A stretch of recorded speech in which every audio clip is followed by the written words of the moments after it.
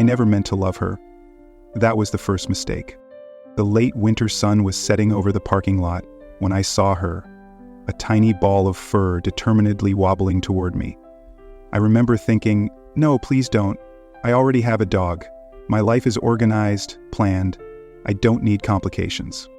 But there she was, flopping onto her back, tiny paws batting at the air like she'd rehearsed this moment. Her eyes held that peculiar wisdom kittens sometimes have, as if she knew exactly what she was doing to my carefully maintained emotional boundaries. The pavement was still warm from the day's heat, and all I could think was how it would feel under her delicate body when the cars came rushing in tomorrow morning. Just for tonight, I whispered to myself, scooping her up. Tomorrow, straight to the shelter.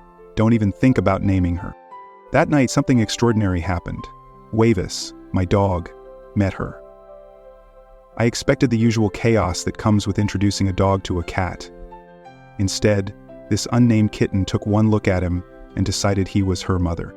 The sight of this tiny creature attempting to nurse from my bewildered dog melted something in me, but I held firm. She's just Cat, I'd tell anyone who asked. She's temporary. Even as weeks turned into months and months into years, she remained simply Cat, and my final fortress against complete attachment.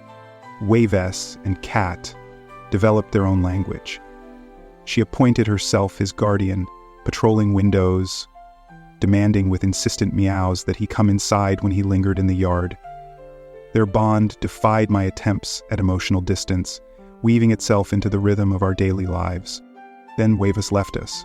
Cancer took him away from us. The first 3 a.m. after he passed, I woke to Cat's frantic meowing. There she was, running from window to window, calling for him, just as she always had. My initial reaction was frustration.